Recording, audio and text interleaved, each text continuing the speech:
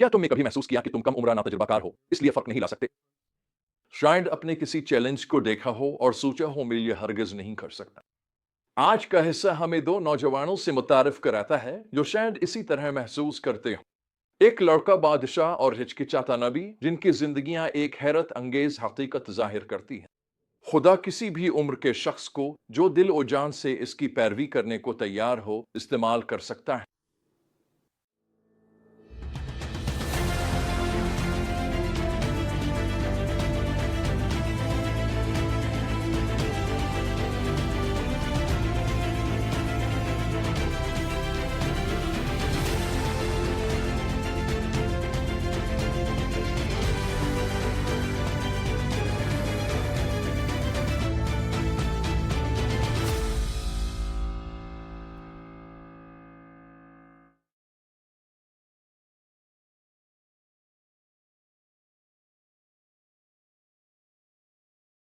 इस हिस्से का मरकजी नुक्ता बहुत ताकतवर है। जब हम खुदा की पुकार पर आजिजाना इताअत के साथ लब्बैक कहते हैं तो वो हमारे जरिए गहरा तब्दीली ला सकता है, चाहे हमारी उम्र और तजुर्बा कुछ भी हो। ये हकीकत बादशाह यूसिया और नबी यर्मिया की मुतवाजी कहानियों के जरिए सामने आती है। जरा तसव्वुर करें कि सिर्फ 8 साल की उम्र में बादशाह बनाया जाए। यही यूसिया के साथ हुआ था। लेकिन जिम्मेदारी से घबरा जाने के बजाय सहीफा हमें बताता है कि इसने एक गैर मामूली काम किया। उसने अपने बाप दाऊद के खुदा को तलाश करना शुरू किया। 16 साल की उम्र में उसने हुदा में एक रूहानी इनकलाब शुरू किया। बाइबल में लिखा है कि इसने वही किया जो खुदावंद की नज़र में दुरुस्त था और अपने बाप के तरीकों पर पूरी तरह चला। दाऊद ना दाएं मुड़ा और ना बाएं। यूसिया की इस्लाहात इनकलाबी मुकम्मल थीं। उसने सिर्फ सतही तब्दीलियां नहीं की, उसने पूरे मुल्क में बुत परस्ती के हर निशान को मुनज़्ज़म तरीके से ख़त्म कर दिया। उसने ऊंची जगहें गिरा दे, मुक़द्दस पत्थरों को तोड़ डाला और यहाँ तक कि बैत एल के मज़बा के बारे में सैकड़ों साल पहले की गई पेशगोई को भी पूरा किया। इस नौजवान बादशाह ने समझ लिया था कि आधे अधूरे इक़दामात काफ़ी नहीं होंगे। सच्ची इस्लाह के लिए मुकम्मल अज़्म ज़रूरी था। इसी ज़माने में खुदा ने एक और नौजवान को बुलाया, यर्मिया को। इसका खुदा के बुलावे पर जवाब इस शख्स के दिल को जाहिर करता है जो अपने काम के लिए खुद को नाहिल समझता है। अफसोस ए कादिर मुतलक खुदावंद में बोलना नहीं जानता, मैं बहुत छोटा हूं। लेकिन खुदा का जवाब तसल्ली बख्श भी है और चैलेंजिंग भी।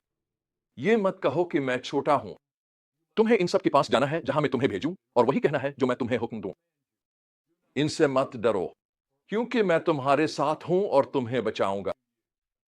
दिलचस्प बात यह है कि दोनों नौजवान रहनुमाओं की खिदमतें एक दूसरे से मिल गईं। जब यूसिया मुल्क को बुत परस्ती से पाक कर रहा था, यर्मिया अपनी निब्बती खिदमत का आगाज कर रहा था, लोगों को अहद की वफादारी की तरफ वापस बुला रहा था। उनके इब्तदाई पैगामात में से एक सब्त को मुकद्दस रखने पर मरकूज था, जो इसराइल के खुदा के साथ ताल्लुक का बुनियादी पहलू था जिसे नज़रअंदाज कर दिया गया था। ज़बूर 92 के खूबसूरत अल्फाज उनकी कहानी के लिए एक मौजू पस मंज़र फराहम करते हैं, जो हमें याद दिलाते हैं कि खुदावंद की हम्द करना अच्छा है और रास्तबाज खजूर के दरख्त की तरह फलेंगे। वो बुढ़ापे में भी फल लाएंगे, वो तरोताज़ा सरसब्ज रहेंगे। आज हम उन सच्चाइयों को कैसे अपना सकते हैं? सबसे पहले हमें कभी भी उम्राना तजर्बाकारी को खुदा की खिदमत न करने का बहाना नहीं बनाना चाहिए। यूशिया और यर्मिया दोनों अपनी जवानी को इताअत में ताखीर करने का जवाज बना सकते थे, लेकिन इसके बजाय उन्होंने ईमान के साथ कदम बढ़ाया। दूसरा, जब खुदा हमें किसी काम के लिए बुलाता है तो वो इसे पूरा करने के वसाइल भी फराहम करता है। जिस तरह इसने यर्मिया के मुंह को छुआ और अपने अल्फाज इसमें डाले, वो हमें भी इस काम के लिए तैयार करता है जिसके लिए इसने हमें बुलाया है। तीसरा, हकीकी बेदारी के लिए ज़ाती अज़्म और अवामी अमल दोनों ज़रूरी हैं।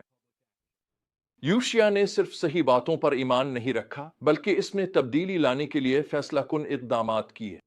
आखिर में हमें तस्लीम करना चाहिए कि खुदा अक्सर अपने काम में लोगों को एक दूसरे के साथ जोड़ता है। यूशिया की इस्लाहात और यर्मिया की तबलीग ने एक दूसरे की तकमील की, जिससे एक ऐसा माहौल पैदा हुआ जहां रूहानी तजदीद पनप सकती थी। यर्मिया की ये इबारत मेरे दिल के बहुत करीब है। जब मैंने पहली बार ये इबारत सुनी, मैं नया ईमान लाया था। मसीही को जानने के बाद मैंने सरकारी यूनिवर्सिटी छोड़कर ईसाई कॉलेज में तालीम ली और बाइबल सीखी।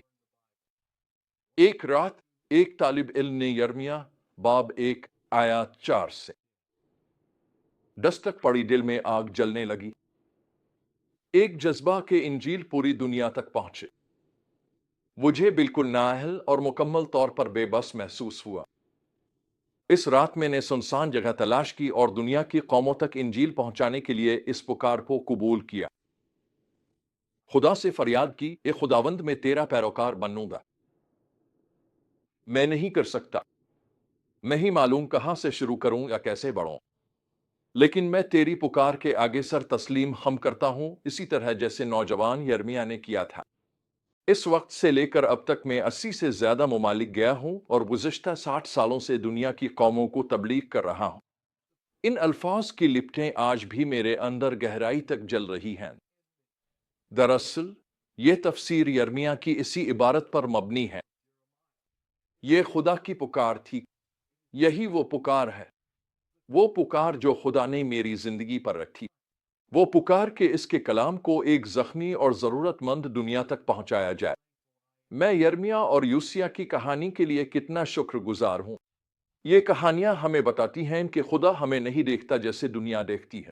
وہ ہماری صلاحیت کو ہماری عمر، تجربے یا قدرتی قابلیت سے نہیں جانچتا، بلکہ وہ لوگوں کو ڈھونڈتا ہے جو نہیں ہے، جو اس کی پکار پر عاجزانہ اطاعت اور مکمل لگن کے ساتھ لبیک کہیں۔ چاہے اب جوان ہوں یا بوڑھے، تجربہ کار ہوں یا نئے، خدا آپ کو آپ کی نسل میں فرق ڈالنے کے لیے استعمال کر سکتا ہے۔ سوال یہ ہے کہ کیا آپ یوسیہ اور یرمیہ کی طرح اس کی پکار پر ہاں کہیں گے؟ شاید آپ اس وقت خود ہی وہ پکار سن رہے ہوں، شاید